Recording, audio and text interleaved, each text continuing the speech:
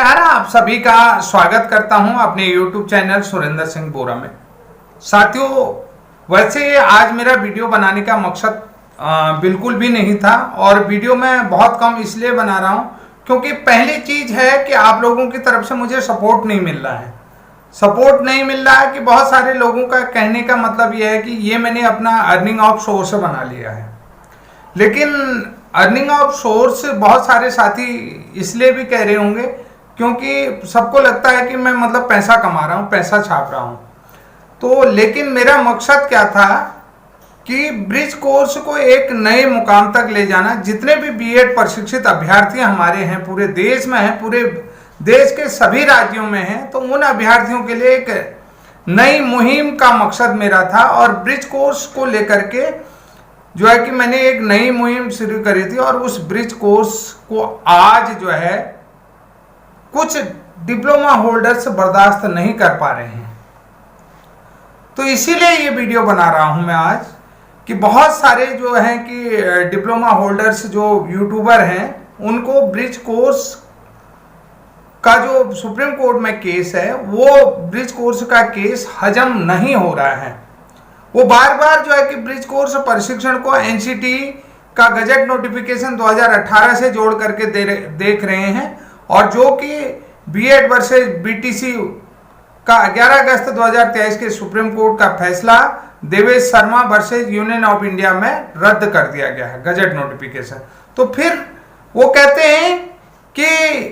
फिर से जो है कि ये केस जो है कि कैसे एक्सेप्ट कर लिया गया माननीय सर्वोच्च न्यायालय में, और कैसे जो है कि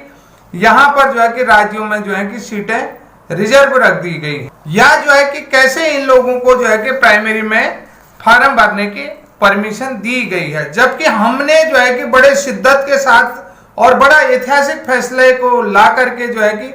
बीएड को प्राइमरी से बाहर किया था। तो ये जो है कि उनको अब बर्दाश्त नहीं हो रहा है कि ये ब्रिज कोर्स सुप्रीम कोर्ट वाला केस जो चल रहा है वो अब कैसे जो है कि सुप्रीम कोर्ट ने एक्सेप्ट कर लिया और कैसे जो है कि राज्यों को ये परमिशन दे दी है, और जो है कि कैसे एनसीटी से जो है काउंटर एफिडेविट देने को बोल दिया गया है। यानी कि एनसीटी जो है कि यानी कि कोर्ट ने ऑर्डर दिया कि एनसीटी 1 सप्ताह के भीतर में जो है कि अपना काउंटर नोटिस दें, यानी कि काउंटर एफिडेविट जमा करें। ठीक है,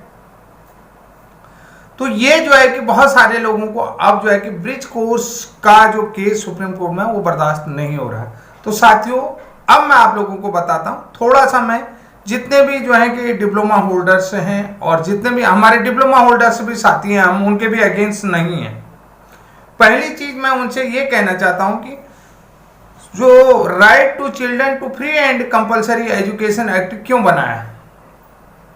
थोड़ा सा इसमें भी ध्यान दे लें, थोड़ा सा इसको आरटीए एक्ट 2009 को पढ़ लें, और आरटीए एक्ट का जो रूल है 35 और सेक्शन 38, इन दोनों को भी आप ध्यान से देख लें कि रूल 35 और सेक्शन 38 को देख लें, और आरटीए एक्ट की धारा 23(1) और 23(2) को भी आप जरूर देख लें। उसके बाद आपको समझ में आएगा कि आरटीए एक्ट 2009 में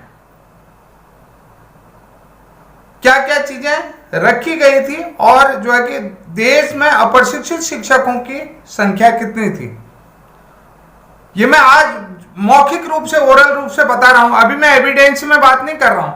क्योंकि देखिए मेरे पास कोई बड़ा स्क्रीन नहीं है, नहीं तो मैं आज आपको बड़े स्क्रीन के माध्यम से भी ये सारी चीजें डिकोड कर सकता था। जितनी भी चीजें आप लोग सुन रहे हैं ना, आप इधर से सुन रहे हैं, फिर उसके बाद जो है कि थोड़ा सा घबरा रहे हैं, क्योंकि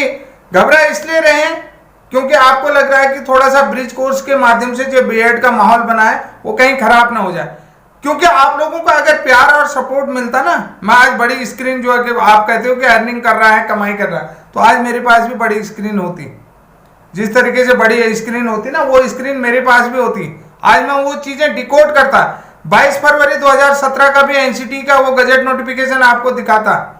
कि जिसमें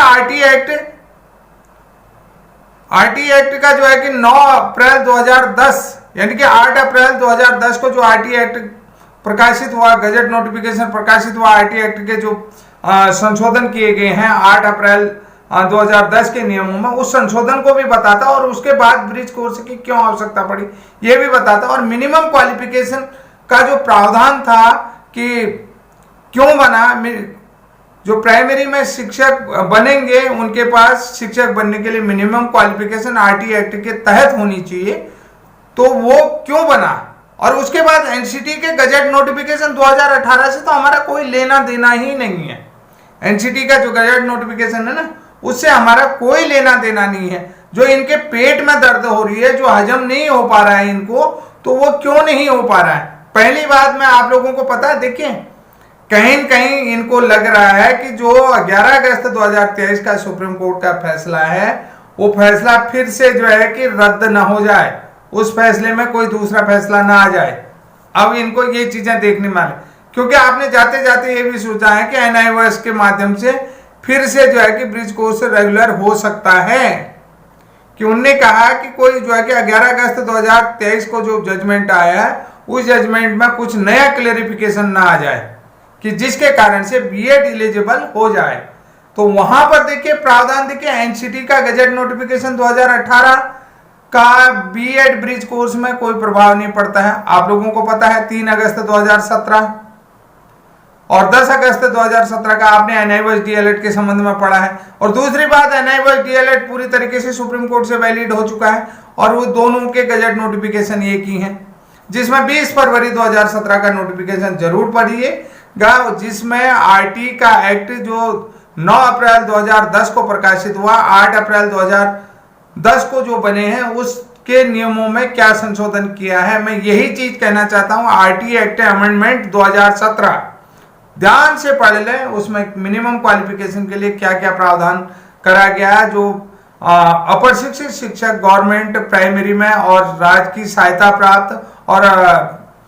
शासकीय और अशासकीय जो भी सहायता प्राप्त और वित्तीय सहायता प्राप्त विद्यालयों में पढ़ा रहे थे, तो उनके लिए क्या प्रावधान था मैं ज्यादा नहीं बताऊंगा। जब आप लोगों का पूरे देश से बड़ा रिस्पॉन्स मिलेगा तो निश्चित रूप से मैं कोशिश करूंगा, चाहे मुझे ब्लैक बोर्ड में आप लोगों को समझाना पड़े, मैं ब्लैक बोर्ड में आप लोगों को समझाऊंगा कि देखिए ये नियम इस दिन आ रखा है, ये नियम, उसके सारे डॉक्यूमेंट आप लोगों को दिखाऊंगा। 20 फरवरी 2017 का उस एमएचआरटी का गजट नोटिफिकेशन दिखाऊंगा, जिसमें आरटी एक्ट अमेंडमेंट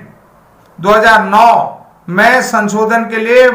भारत की संसद में कानून बनाया गया। भारत की संसद में, बार बार मैं आपसे कह रहा हूं, क्योंकि अब जो है देवेश शर्मा वाला केस में बड़ा परिवर्तन हो सकता है, क्योंकि ब्रिज कोर्स के सुप्रीम कोर्ट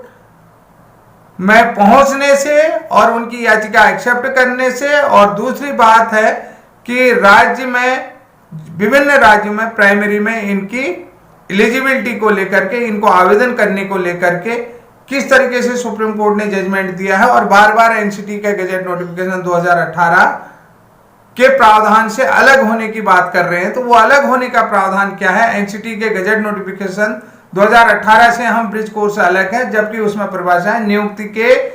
2 साल के भीतर एनसीटी से मान्यता प्राप्त 6 महीने का ब्रिज कोर्स का प्रावधान है। तो ये 6 महीने का ब्रिज कोर्स का प्रावधान हमारे लिए नहीं था, हमारे लिए मिनिमम क्वालिफिकेशन का प्रावधान था, जो आज कुछ डिप्लोमा होल्डर्स के